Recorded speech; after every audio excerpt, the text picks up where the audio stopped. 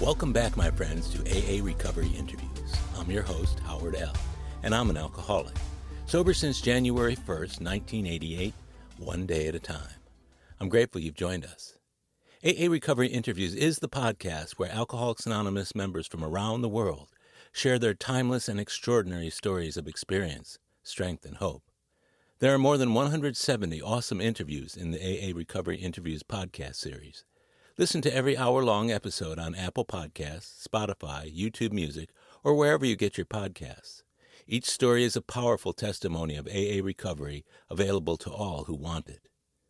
Today is an encore episode of my interview with Max A., originally released January 26, 2022. Max has been a sober member of AA since November 2008. Episode 62 in the AA Recovery Interviews podcast series features a woman with whom I do service work on an international Zoom meeting, Max A. We met a few years ago, and the pieces of her story I gleaned from her shares in that meeting made me want to know more. Max grew up in a horribly alcoholic home with a mother who later died of cirrhosis and organ failure from drinking. To escape the madness, Max began drinking herself at 13, obliterating the feelings wrought by her dysfunctional family. Her use of alcohol escalated through high school and college, well into her 20s. Seeking relief from her alcoholism and co-occurring clinical depression, she was prescribed Xanax, which opened the realm of drug addiction on top of everything else. By the time she hit the doors of AA nearly 22 years ago, Max was thoroughly licked, as old-timers like to say. She participated in the program for the first 8 years, while harboring her secret use and abuse of benzodiazepines. While she frantically tried to rationalize and then justify her use of benzos while in AA, the truth won out. She came clean to her sponsor and her groups, resetting her sobriety date in 2008. From that point on, Max's program took on a new meaning and importance. She connected as never before with the spiritual and service elements of AA. She works an active program from the inside of AA, sponsoring women with whom she has deep and meaningful relationships. With all the interviews I've done on this podcast, I'm continually impressed with the quality of sobriety and depth of commitment to the program that my guests demonstrate. Max's story is an ideal example of a woman's redemption from isolation, self-loathing, and spiritual emptiness to a life filled with fellowship and joy. So, take a few deep breaths, settle back, and relish this episode of AA Recovery Interviews with my friend and AA sister, Max A. Hi, I'm Max. I'm an alcoholic. Hi, Max. Thanks so much for coming on the show today. Hi, Howard. It's so nice to be here. Yeah, well, I appreciate it.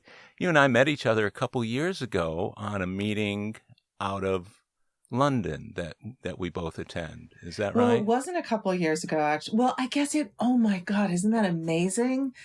It is a couple years ago. How surreal is that? I feel like it's a month ago, but you're right. It's actually I know. 2 years ago about.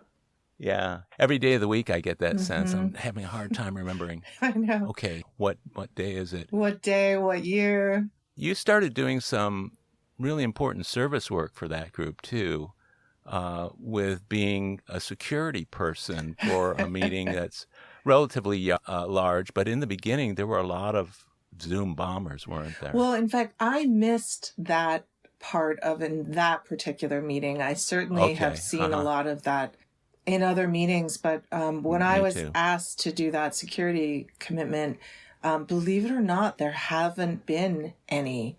And I'm so relieved because it can be a bit traumatic. It can be. Yeah. We have a meeting that I go to that has become a hybrid meeting now. So we have the Zoom projected on a screen by LCD projector, and then we've got a live meeting going on in the room with a microphone and a camera on the room, which is very cool. So we're able to join the two meetings together. And but what ended up happening was we got bombed for the first time in about over a year in that meeting. And it was shocking to be sitting there in the room seeing it up on the screen. Oh, yeah. As opposed to being in your own home and you don't have anybody around you to react with. And so we ended up having to close the Zoom and then they opened it again. But The security tricks are pretty important, aren't they? They really are, and we learned quickly. So you and I don't know each other all that well, except I always enjoy listening to you when I hear you share. Likewise. Most AA for me is getting to know people 3 to 5 minutes at a time. Mm-hmm. Sometimes when you're going to meetings for years and years, those minutes can add up, but it doesn't give us the whole story, which is one of the reasons I wanted to do this podcast. How long have you been sober, by the way? 14 years. But I've been in AA about 22 years because I had 8 years before that. Okay, so what is your current sobriety date? It's November 22nd, 2008. So you've been sober 14 years, but had a period of 8 years prior when you were sober. How long did you go out in between the 8 years and the 14 years? Not long, really. I was still going to meetings. I was still calling myself sober. I didn't realize that I had gone out because I didn't pick up a drink. I was prescribed medication and started taking it as prescribed and then started taking it as I prescribed. So it was kind of a slow descent into a slip, which I didn't even realize was happening until after I checked myself into rehab. I went into rehab saying, I have 8 years. How solid was your 8-year program at that point when you started using the medication irresponsibly? Well, that's a good question. I think because on the one hand, I was really part of the community. I was attending meetings. I had sponsees. I had a sponsor. So on the outside, it looked pretty solid. But obviously there was something wrong on the inside. I think, that happens to many of us where we look good on the outside, but there's problems happening. And I think for me, it was not being completely honest with how I felt and that I was experiencing a great deal of depression and didn't want to tell anybody. And that kind of slowly got worse. And then this medication which was Xanax, which they do not prescribe that really anymore unless severe, but this was, back then they were still prescribing it. In fact, I was prescribed it for sleep, which I think is unheard of now. So it just, and of course my sponsor, I think rightly so, said, I am not a doctor, and followed the correct protocol, which is that if it's something prescribed by a doctor. And it was me that started lying about how much I was taking. So, and I think in retrospect, obviously looking at that particular type of medication, it's only something that I would start to develop a tolerance to and need more and take more. That's the nature of those medications, isn't it? Right. So they're pretty dangerous. My doctor did just keep refilling it. That is, we all have a part. And I think that was certainly a mistake. Yeah. I asked a doctor, I think it was before my second back operation, if he could prescribe for me non-narcotic painkillers because I was having surgery right next to my spinal cord and the sciatic nerve, and it was pretty major, and the pain was just off the scale. And I said, can you prescribe something that's non-narcotic? Because I was sober and in the program. He said, yeah, I can do that. And I said, well, I'm curious, if you can do that, why do you prescribe narcotics so much? And he looked at me and he said, Howard, not every one of my patients is a recovering alcoholic. Right. Okay. There are people out there who take them responsibly. But right. So I know a number of people who endured what you had to go through, sliding off, starting with the prescription. In fact, a real close friend of mine just cashed in a 22-year chip for a Desire chip. And it was about painkillers and taking them as prescribed and then going a little bit too far. Right. Let's go ahead just so we can get kind of the whole backstory and kind of rewind before your first stint in sobriety, before you first came into AA. What were the circumstances under which you came into the program initially? I think I wasn't sure I was an alcoholic. I started dating somebody who was going in and out of the program. And I had always wondered if I had alcoholism. I come from an alcoholic home. So there was always a little voice in the back of my head that I should be aware or careful. And so, there was a night where this person that I was dating asked, "Do you think you have a problem with alcohol?" And I said, "I don't know."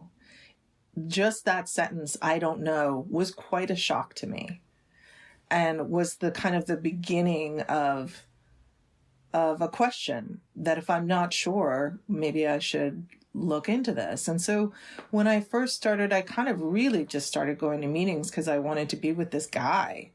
It wasn't because I felt that I was about to die from alcoholism. Mm-hmm. So for probably about the first 6 months of attending meetings, I really wasn't sure if I was an alcoholic. Like they say, I didn't hear the similarities. I heard the differences. And one night I was at this amazing meeting that is here in Los Angeles. And at the time, I mean, this was 22 years ago, and they would have people there with 50 years. So people that had absolutely met Bill W. And I mean, these were extraordinary stories. So I was drawn in by the community, but still wasn't sure if I qualified. And one night, the speaker got up and she shared my story. And I burst into tears, and there were tears of relief at that point, because not only did I realize that I am in fact an alcoholic, but that there was a solution. So that was kind of the first moment of clarity. Were you still drinking while you were going to those meetings before that moment of clarity? Indeed. In fact, I would drink on my way to meetings. I'm afraid to say, that's not a laughing matter, but another great kind of well-known meeting here. And I would drink on my way to go there. I'm ashamed to say, but I would. And I remember some woman turning to me and saying, "Wow, it smells like a brewery in here." And I was like, "I know, isn't that shocking?" And it was me. It was me that smelled like that. So I was absolutely drinking and using some other things while attending meetings. Now, while you were sitting in those meetings and hearing the messages from people who were in AA to stay sober and change their lives, and people are talking about sobriety all the time, what were you telling yourself to not identify to the point at which you would actually want to stop? Well, in a way, it was easy for me, because what I had spent the last decade doing was focusing on the alcoholism of my mother. Your mother. Yeah. So when I got in, when I started going to meetings, I thought, yep, this is my mom. This is my mom. My mom's the alcoholic. This is what she did. It took time for me to shift that focus of her alcoholism to mine. Yeah. You mentioned that you grew up in an alcoholic home. Your mother was an alcoholic when you were growing up? She was, and I love that saying, alcohol doesn't run in my family, it gallops. And I didn't know she was an alcoholic until we actually had an intervention. So I kind of grew up wondering, what is happening in this family? This doesn't seem like other families. How old were you when they had the intervention? I was, it was around, I think it was around 1989, 1990. And so I was probably around 22. Okay, so you were already an adult when that happened. Technically. Yeah. What was going on in your family of origin that may have predestined you to becoming a practicing alcoholic and later a member of Alcoholics Anonymous? It's really so complicated, because some people refer to it as a disease. The other people refer to it as a disorder or a mental illness. So for me, I think it's kind of a combination of all those things. It's a rather unique dis-ease. I like the hyphen in there. So I'm not entirely sure. I know we hear stories all the time about families or people who come from families that had no alcoholism, no abuse, no trauma, no nothing, and still became alcoholics. So clearly it's not about a cause per se. I think for me, it was probably a combination of things. There was trauma in my family because the alcoholism was there.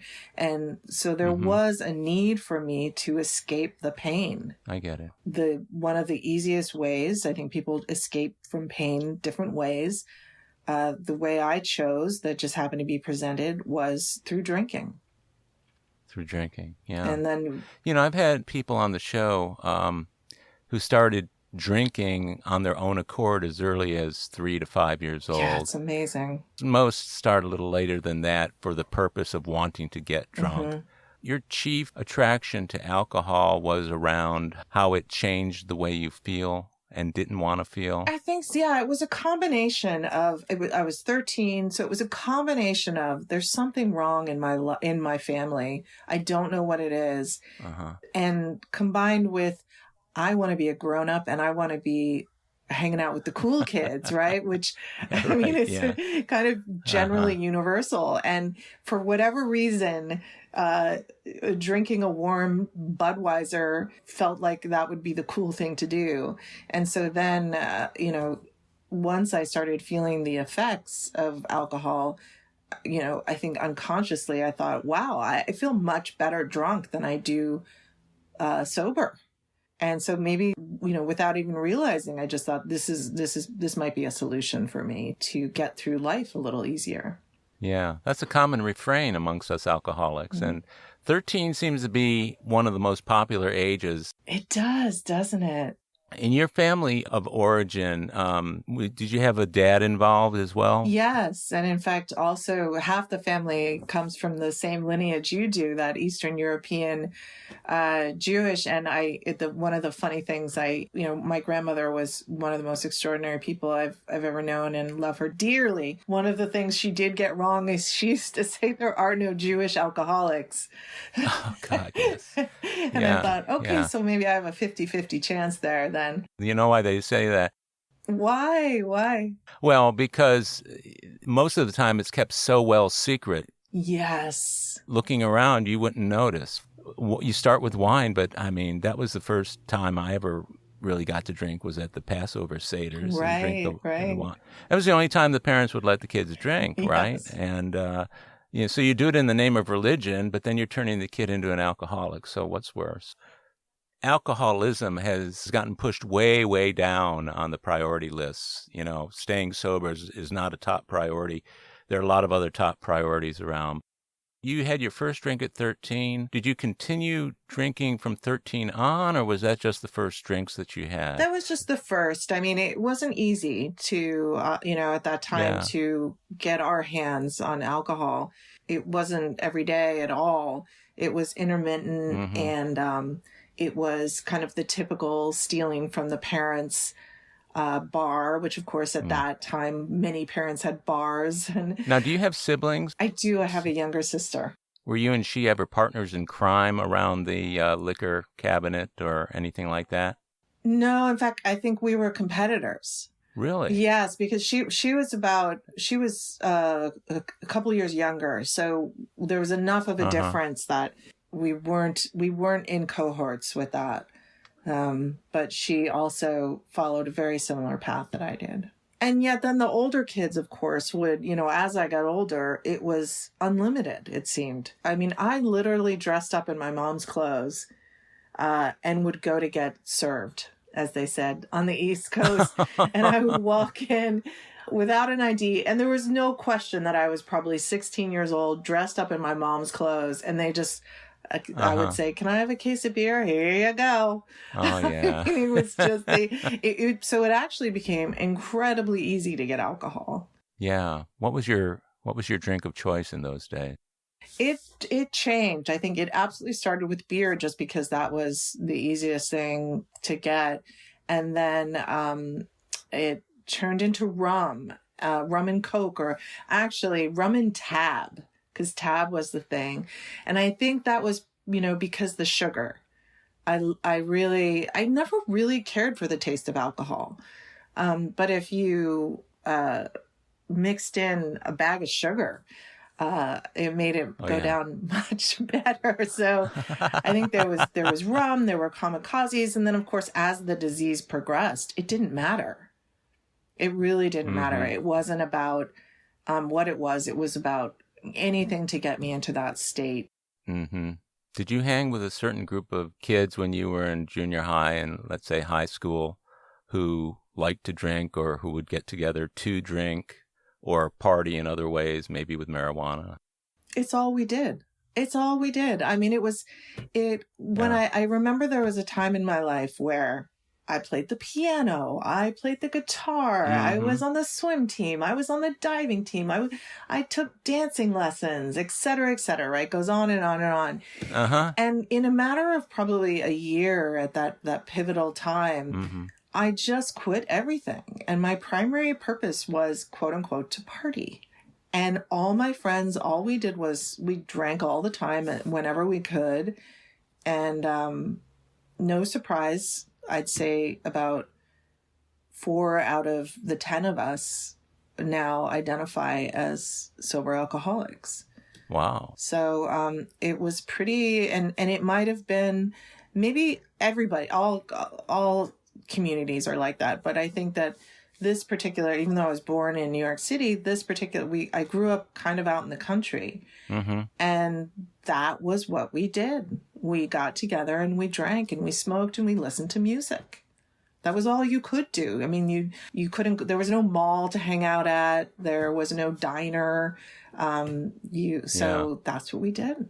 That's interesting. The story of Sally G that I told you about earlier, her story is very similar about growing up out in the country, getting the coolers full of beer in the back of the pickup, putting down the gate and just standing around and just drinking and listening to music from the car. So I guess it's a pretty common tale. It is. What's that great film, Dazed and Confused?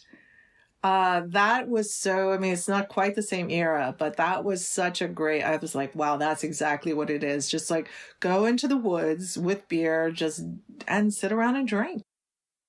I do remember, freshman year of college, and I was shocked that I was with all these, the floor was all women, and I couldn't believe that none of them were drinking. And I was really surprised. But I was thrilled to be on my own and be able to drink as much as I possibly could. And of course, there were other substances that were more easily available, like cocaine. So I jumped into it with full force. Before I was even legal, back east, it was 21 was the legal age to drink. So when I was about 20 years old, and I think I was a sophomore in college, I ended up in the hospital one night from drinking and using. And the next morning I woke up and I thought, wow, there's something really wrong. And I didn't know what it was. I honestly did not know about alcoholism yet.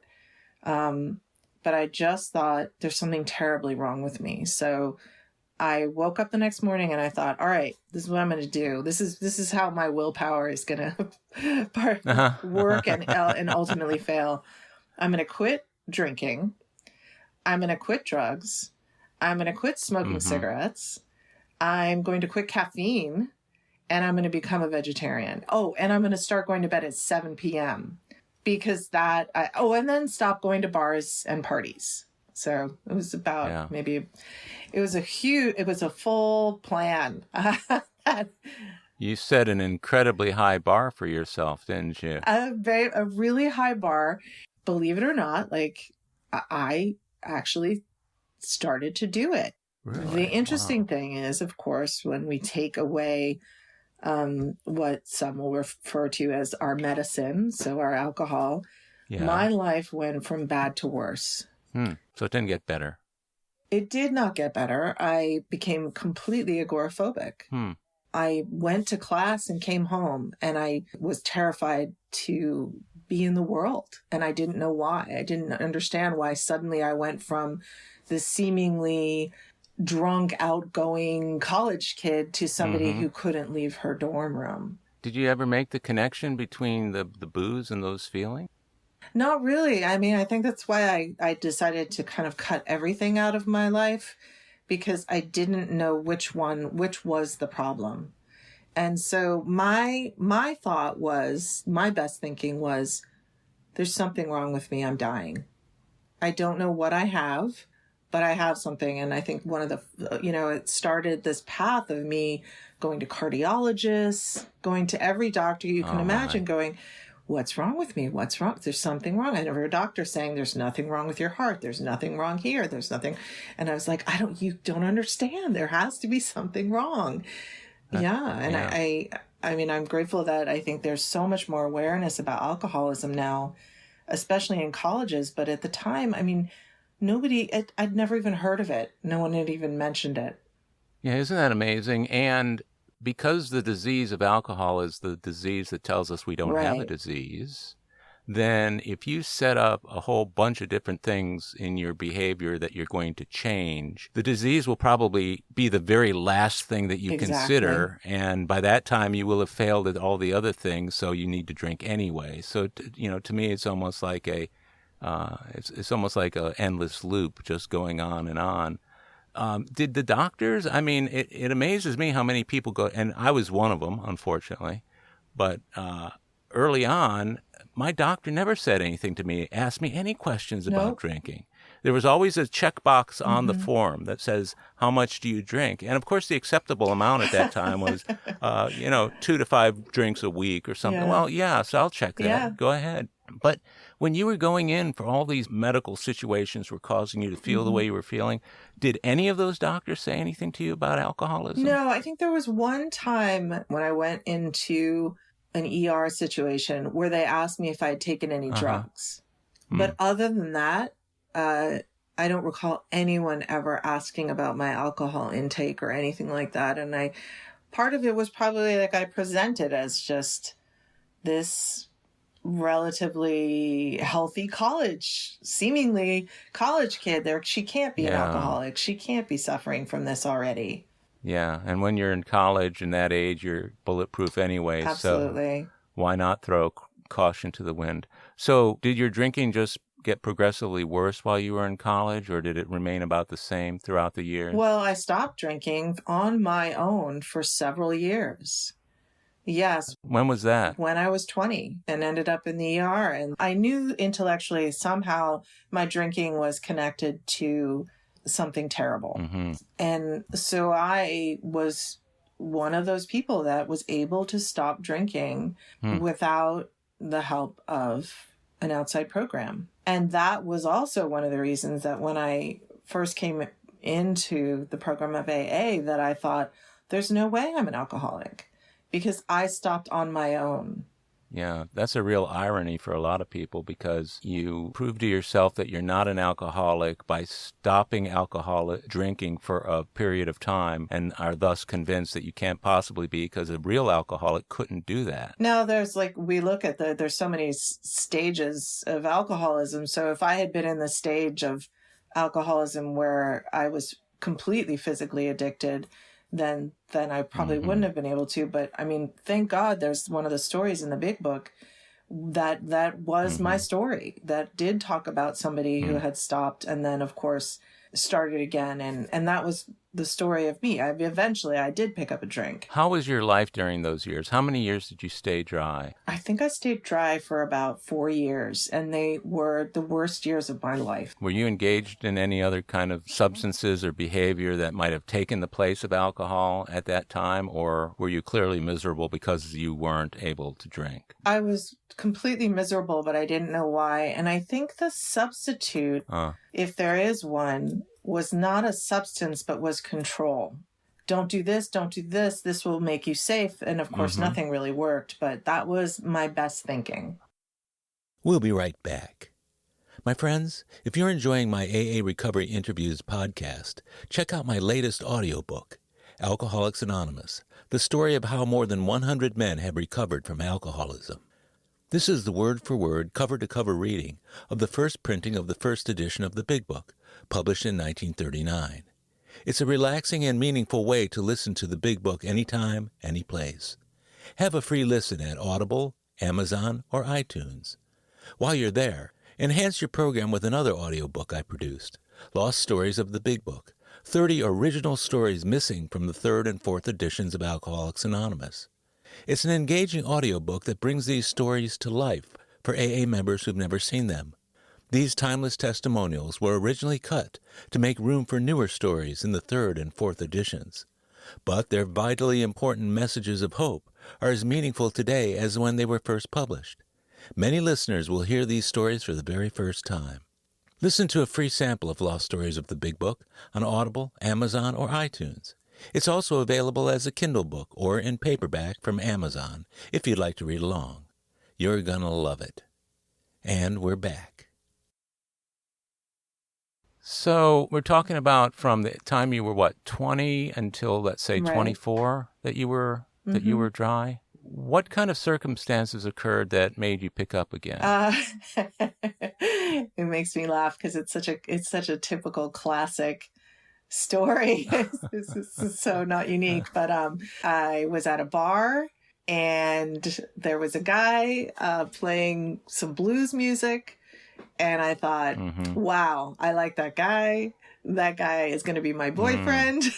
and it wasn't a conscious thought. But there was something in retrospect where I thought, I'm probably going to start drinking again. And he came and sat at our table and he said, would you like a beer? And I just said yes.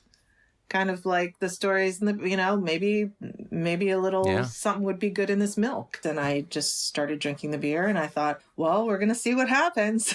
So ready, set, go. Ready, set, go. And like they say, the disease was doing push-ups. And I, in a way, fortunately, kind of hit bottom pretty quickly. What did that bottom look like? What did the descent look like? The descent, I actually had a couple bottoms. But the first one was that I started noticing, oh, wow, I'm drinking alone. And then I also started taking benzos as well.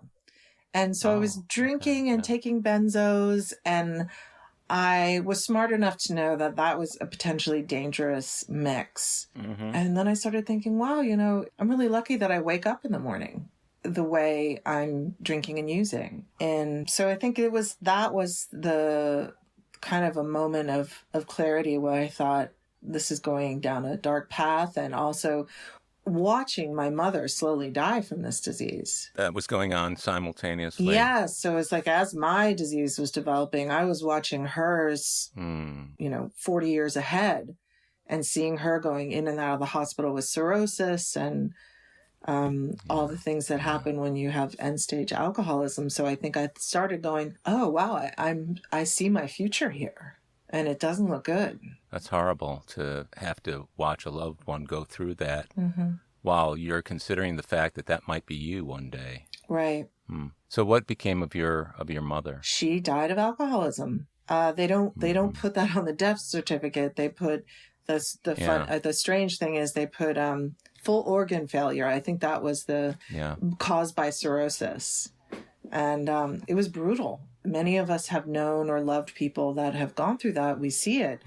And it was devastating to watch this really glorious woman who was smart and talented and had so much to give this world be taken out so early and in such a dark way. And in many cases, like in alcoholism, it doesn't just take out that person. The ripple effect is, it almost killed all of us. So it's, in a way, I feel like I survived her alcoholism and then mine. So as you were descending and hitting bottom, you were seeing yourself a number of years hence exactly where your mother was at that time. Yeah, it's not quite. I actually never developed cirrhosis, but I was kind of aware of those decisions I would make where I would say, I'm never drinking and driving again. And the next thing I know, I'm drinking and driving again. So I did start to see the similarities. And then fortunately, I did actually have 4 years sobriety when she finally passed away.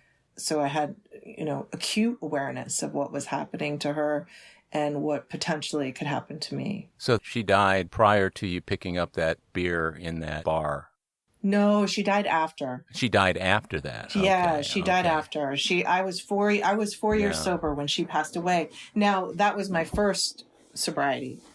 So that was back in 2003. I was in AA. Okay. So tell me how you got to the first go around with AA. What did that look like? Lots of tattoos. Not on me. Oh, yeah? Okay. Yes. The first meetings I went to out here in Los Angeles, I walked in, and through this, my Eskimo was my boyfriend at the time. And I walked in, and I probably was one of the very few who were not covered in tattoos. And it was a very much this gang of previous LA punk rock musicians. And I've never felt so out of place. And yet I was so welcomed. And thank God that's what we do in living sober, is that we are inclusive, that people are invited and included no matter. Now, I know we're not perfect at that. And I know certainly in the history of AA, we are not perfect at that. Right. But I think we've improved greatly and continue to learn and improve. So I was welcome into this kind of, I felt like I was in CBGBs, you know? I was just like, what's happening here? Who are these people? And these extraordinary women would put me on their couch and talk to me and let me just be with them. And I thought, this is an amazing community. And for the first time, I mean, I had really searched for so many years to find my place in this world. I mean, I even spent time hanging out with some Orthodox Jews, where I thought maybe that's the path, right, to sobriety. But of course, the Rebbe's, they all had like Crown Royale, all over the place. So that didn't work out. And I think I spent a weekend with some Mormons because I thought, well, they don't drink. And I was like, I'm not really into their outfits. And so that didn't work out. So those things were prior to AA, or were you? Those were all prior to AA. And then when I suddenly found myself in that meeting, I thought, my God, why do I feel so at home with all these people that I really don't have a lot in common with? Yeah. So you went to your first meetings with your boyfriend at the time. Yes. How long was he in your life? Well, no surprise. That did not last long at all. Yes, that ended very quickly. And I was pretty devastated because, of course, he was my higher power. And fortunately, I had enough sense in me to think, you know what, I still want to be a part of this program. And I stayed. I went essentially for him, and I stayed for me. That's great. Did you do women's meetings in addition to co-ed meetings? I did, thank goodness, because that, I think, was one of the safest places I felt. Yeah, so it's been a while since I've asked this question of a woman guest on the program, but what's so different about going to an all-women meeting versus going to a mixed meeting? That is such a good question. And I think it's different for everybody, right? Because there are people that would say it doesn't matter, or that they're more uncomfortable in the same-sex meetings. Mm-hmm. And I mean, on the one hand, like many women I hear share, I didn't trust women. I had an alcoholic mother who was horrible. I mean, her disease turned her into a monster of a mother. And so I really didn't feel necessarily trusting of women. But it also, being a straight female, it was a safer place for me to be, so that I could kind of take away the dazzle of crushes and distraction of, especially, at the age that I kind of came in, it was very easy to be distracted.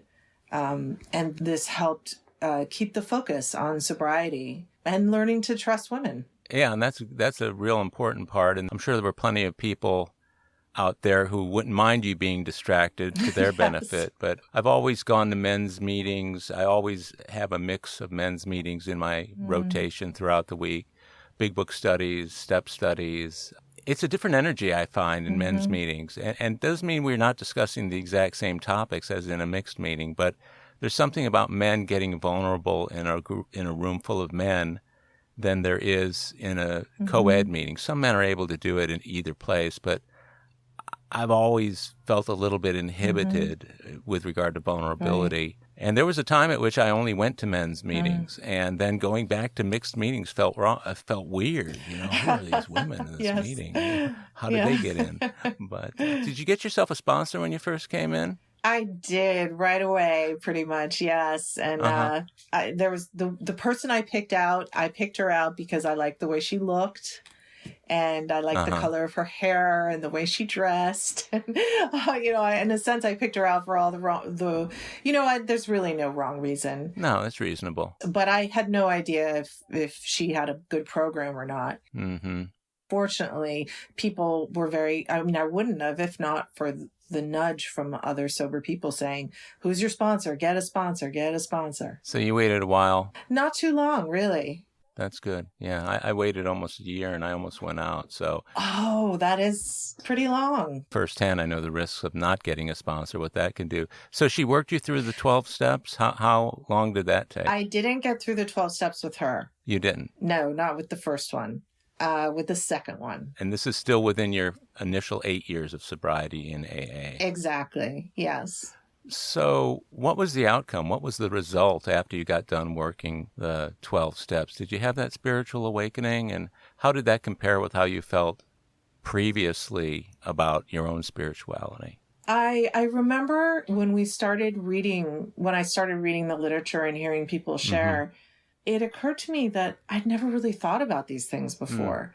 I never thought about spirituality. I don't know if it was because my family was very much more focused on intelligence than on anything else and achievement. But it was really slow. There's absolutely no white light experience for me. I think I'm still here. I'm still learning. I still feel like I have so far to go in that realm. But I think one of the pivotal moments, there's a couple, but the one I can think of that really blew my mind was when I had the first 4 years of sobriety and my mom was in the hospital and she was on a ventilator. She was really she was not going to survive. And I hated her. My heart was filled with hate. But by this point, I had gotten through the steps. And so I had acknowledged my part and I had made an amends to her. And, despite my best thinking, which was do not go fly across the country to go be with her, my sponsor and my sober support group said, get on a plane and go. And I went on a plane and I went into the hospital, into the ICU, and saw this, fragile, very unwell mother who I'd actually not seen in 10 years. And I grabbed her hand and I just kept saying, I love you. I love you. And I was like, what is happening? Who am I? And I meant it. I wasn't just saying, I meant it. Like I felt love for this woman that I had despised, that had hurt me greatly. Yeah. And I thought, oh my God, these steps are miraculous because I am doing something that I never thought in a million years I would be able to do. So I guess, for lack of a better term, that was a spiritual experience, wasn't it? It absolutely was. And I think it was, yeah. Did you acknowledge it as that when it was happening, or was that something you later thought back on and labeled it that? I don't think at the time, I don't think I thought this is a spiritual experience. I think at the time I thought AA is amazing. Or like sobriety is amazing. I think in retrospect, I saw that how the steps had opened my heart and allowed me to forgive and love. And that was, even though like I had probably experienced that was really that was just an explosion of it. That really almost knocked me off my feet because I couldn't believe that I felt like I had superpowers suddenly. I felt like I was doing things that I never dreamed I could do, sober or not sober. So that had a really transformative effect on your life, didn't it? It did. I just felt like, okay, if this is what 12 steps will bring me, I'm in. That's a beautiful Beautiful story. How long after that did she pass? She passed actually a couple days later. So I got there just in time. What gratitude you must have had for having the people urge you to go. Yes, I was quite mad at them at first, and I thought, you guys are crazy. That's definitely a God thing. Yeah. So can you kind of walk us up to the first slip, the 8 years? What was your experience like during those 8 years? You mentioned earlier that you kind of got away from the program to a certain extent before you actually slipped. Can you kind of unravel some of that? Sure, because I do. I think it's so important. I always try to share about that too at meetings because, like they say, a smart person learns from their experience, but a wise person learns from others.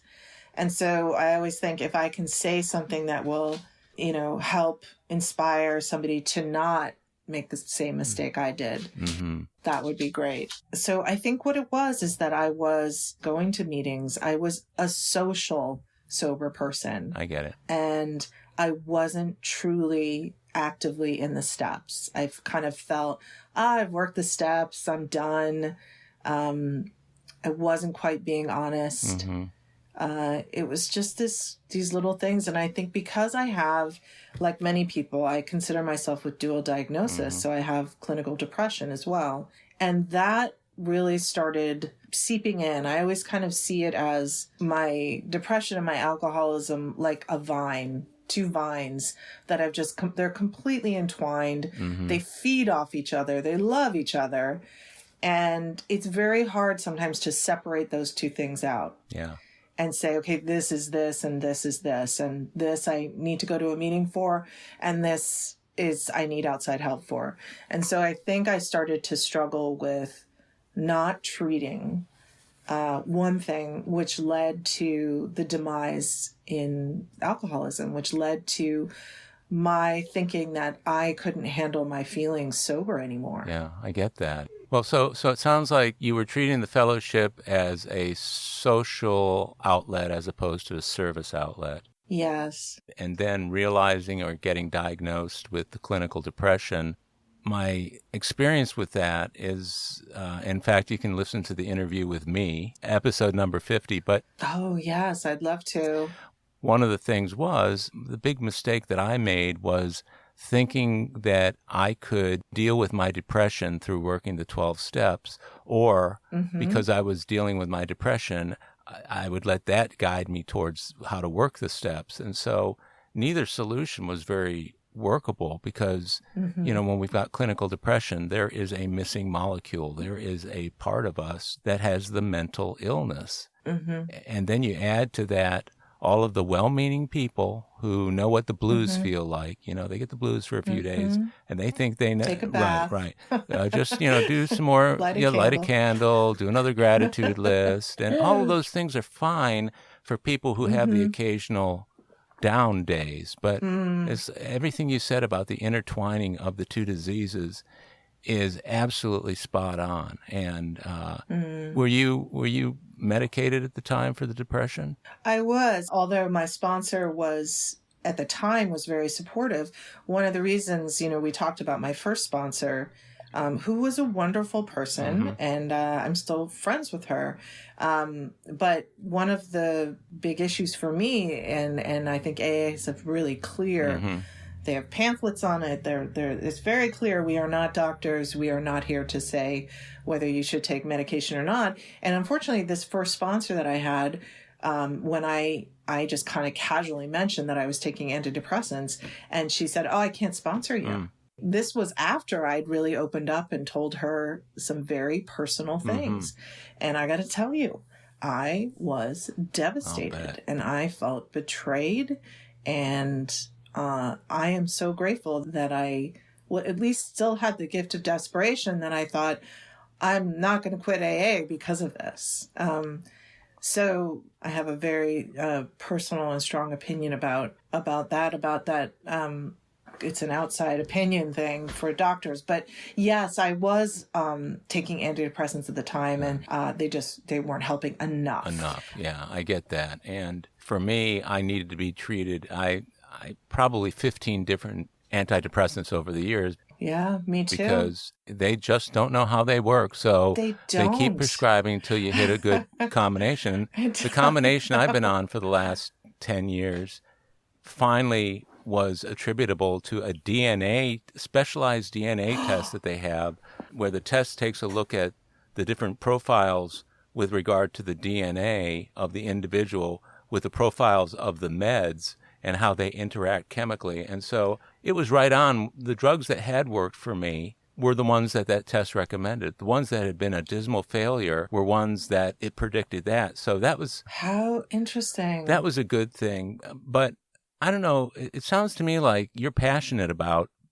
this, and I know I have been over the years. I felt almost an obligation or a service commitment to talk about antidepressants and being depressed from time to time in a meeting, because it needs to be talked about.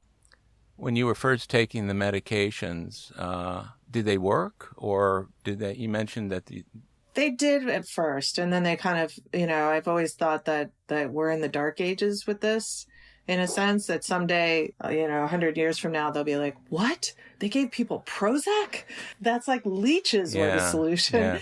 Yeah. But, that's the best we have right now. Things are going to grow and evolve and learn. So I have taken many, many different types as well. Yeah. So it sounds like it's a similar path, because they worked, and then they didn't work, and then it's a lot of trial and error. It's a dartboard, and you just like, let's try this. It really is. And as a matter of fact, what I often find in any meeting where I bring up the fact that that I have clinical depression, the disease of clinical depression, not the mood of depression, but the disease of clinical depression, how many people come up to me after the meeting and say, man, I'm so glad you talked about it. I've never felt comfortable letting people know that I'm depressed, or that I'm currently on a particular type of antidepressant medication.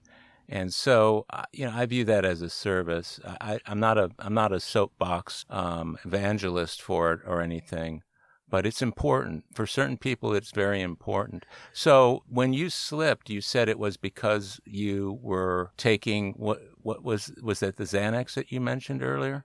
It was. I was prescribed Xanax to sleep, which it still just blows my mind. Who prescribed? Was that a psychiatrist or your regular medical doctor who prescribed that? Regular medical doctor. Now, for the meds that you took for your antidepressant over the years, were those prescribed by psychiatrists? Yes. So those were, I generally always went to a psychiatrist for that. Oftentimes, GPs and doctors of internal medicine only have a very limited knowledge of depression and the treatments for that. I wonder whether your psychiatrist would have prescribed, knowing what he would know about you, the addiction, that he would prescribe something like Xanax. Did that ever bug you when you thought about it? Well, I think at the time it was not uncommon. It was like I was right on that cusp. Okay. Because then in the second rehab that I went into after I slipped on the Xanax, the new psychiatrist I had, she, by this time she said, I would never prescribe that for you. Get it. Like, absolutely. And I would, of course I was like, please, I can't live without it. Like, I have so much anxiety. And she said, no, I'm not, you cannot have benzodiazepines at all. And I was like, but you don't understand. I've been taking them for years. I must have them. Why would the doctor prescribe them if I can't have them? And she said, because now we know that they are absolutely horrible and an addictive, and she kind of really had to explain it to me in great detail about how they work and how they really don't work. You mentioned going right into treatment. What was the trajectory into treatment? Well, I've been taking the Xanax probably for about a year while going to meetings, and just thinking, I'm sober. I'm not drinking. These are prescribed medications. I'm not drinking. I'm sober. But you weren't taking them as prescribed. I was not. So by the time I, unfortunately, without realizing it, I was, taking that medication, which was making me even more depressed as it does. So by the time I entered, rehab, I was dependent on it, and it had made me severely, severely depressed. I mean, I could barely function. Yeah, I'm sorry you had to go through that. How long were you in rehab? I was in rehab for months and months. I didn't want to leave. And I remember when I first got there, and they had a big book on the bed. Yeah. And I was like, oh, no. I don't need the big book. That's not what I need. I need the best. Where's the Mayo Clinic doctors? That's what I need. I need some kind of serious help here. Yeah. Don't put that big book in my face. And they said, yeah, we're gonna put you in the white van and we're gonna take you to meetings. And I was like, no, you don't understand. I've worked the steps. I had sponsees. That's not what I need. Huh. So I kind of gotten, and then of course it was a combination of outside help and I needed to really get back into the program. So you saw a real difference in going to AA when you were an alcoholic versus when you were hooked on Xanax. It sounds to me like you looked at it as two separate programs or two separate sides of the same program. Because when we're sitting in AA meetings, don't we hear about people who are cross-addicted? Yes, but I still thought it was prescribed. I'm not buying it on the street. Yeah. So how can it be wrong? When you get out of treatment, do you go straight back to AA? I did right away. Yeah. I slipped at 8 years and then I didn't start my time right over. No. That is another remarkable thing about AA is that nobody said, because when I went into rehab, I said, hey, I have 8 years. I have not slipped. I was adamant about it. And I would go to meetings and I would be in this car with all these newcomers that say, I have a day, I have 2 days, I have 3 days. And I'd say, I have 8 years. And nobody ever said to me, and I love this about the program, nobody ever said, you have to start your time over. Huh.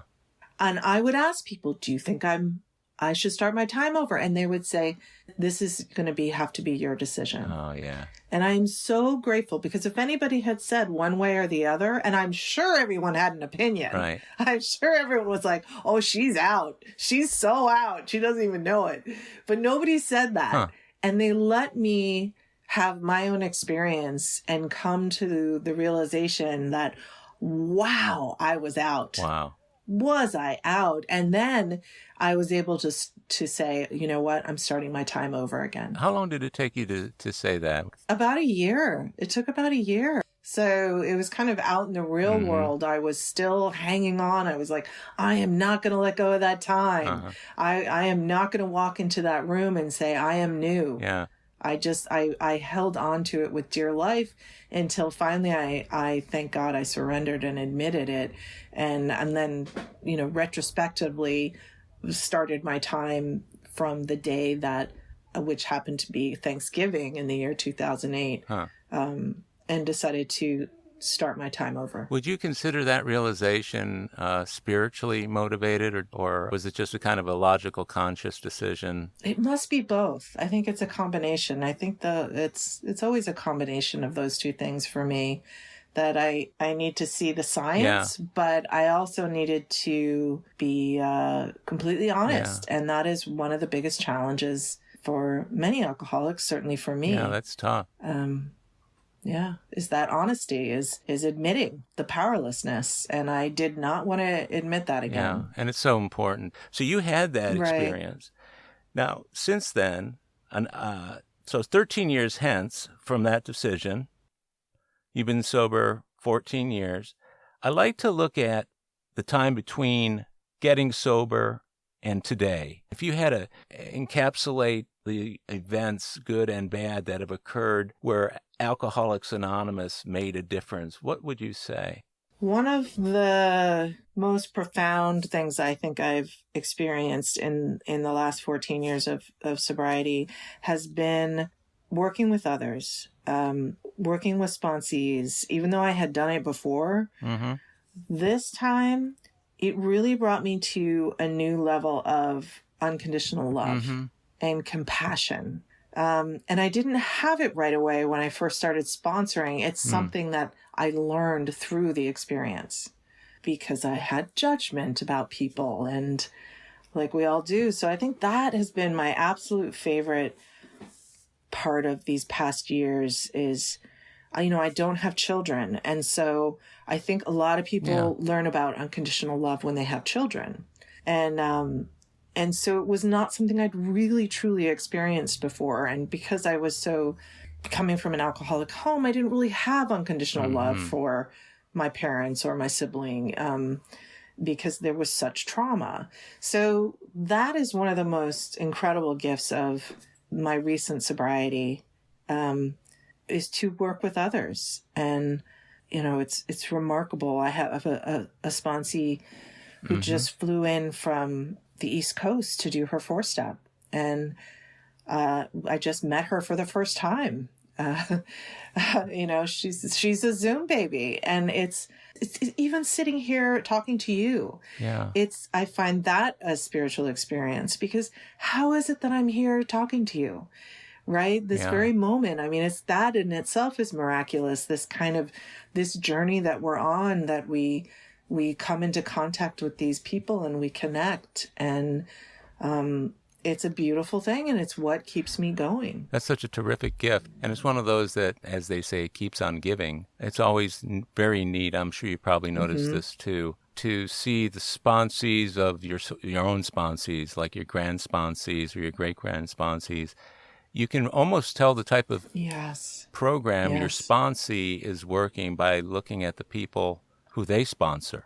And it's so gratifying to know that that the wisdom does get passed down, that this is a legacy of service and love and commitment. So that is a wonderful, wonderful gift. Did you encounter any major bumps along the way that took you down a dark path that AA kind of pulled you off of or pulled you back into the light? Yes. And I think it wasn't just AA, but, as we talked about with the depression, I checked myself in somewhere in sobriety, for depression. It got that bad again. And the place I checked into also happened to be a rehab, because now that's often, they're often doing many things now. They're not just, they're treating, they're helping people get sober, but they're also helping people with other diagnoses. And so, that there have been some really rough patches, and I would say that AA wasn't the solution for that in particular, but thank God for it. Thank God that is part of my life, that it kept me feeling hopeful. And this concept of being of service to others, I think is the, obviously the crux of the program is just so important. And, it does, doesn't it? And we all go through difficult times, no matter who we are and where we are. And I've certainly gone, I think that the most recent was the passing of my father. And, when was that? That was it was a little over a year ago. He actually passed on Christmas Day.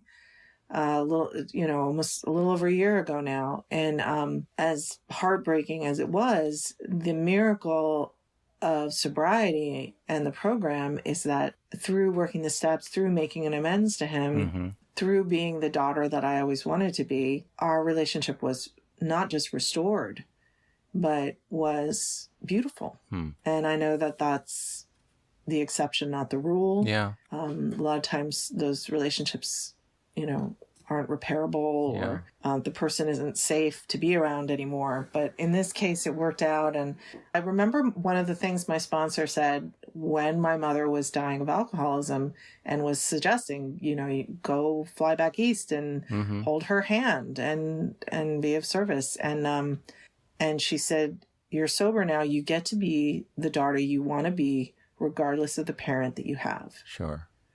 And I thought, wow, you know what? I want to be a good daughter. Yeah, of course. And that doesn't mean, right, if it's a parent who's in any way abusive or anything, that we jump back into an unsafe situation. But it kind of shifted my perspective about, And she said the same when I started working again, the first job I had in sobriety. She said, you get to be the worker you want to be, regardless of the boss that you have. Yeah. And I was like, oh, my boss, I hate my boss, but I want to be a good worker. And you get to be the sister you want to be, regardless of the sister. And I was like, well, I want to be a good sister, even though my sister is a nightmare. Yeah. So it really was an incredible perspective shift, which I think, is all about humility. That's extraordinary, what you're saying, allowing your dad to depart with the feeling that you had about yourself and your own sobriety and love and that kind of thing. That's so important, isn't it? Yeah. I wouldn't have been able to feel such love for him. Of course, when we feel love and then we lose something, it's really hard. It's heartbreaking. It is. But that is the deal we've made. Well, this has gone very, very nicely, and time has passed by very, very quickly. I had just one other thing I wanted to ask you, and that was, if we engage in a little bit of fantasy here, if the Max of today could go back and visit with the Max pre-sobriety and could talk with that Max, what would the Max of today say to that Max that might have made a difference? Wow. Oh my God. That's a question that, I can already feel tears welling up in my eyes. That's a pretty profound and deep and beautiful. I think it would be, to just hang in there and have hope, and, that there is a solution. And never give up. And that despite the fact that you feel alone, you are not alone. That's one thing I always try to express to people who come into the program and who are new. I always want to say, you are not alone, and feelings are not always facts. Right. And I felt uniquely different is a nice way of putting it. I felt uniquely broken. I felt unrepairable. Yeah. And so I think I would say this too shall pass. Yeah. We can get through this. Yeah. Don't give up before, as we say, the miracle happens. Yeah. Wow.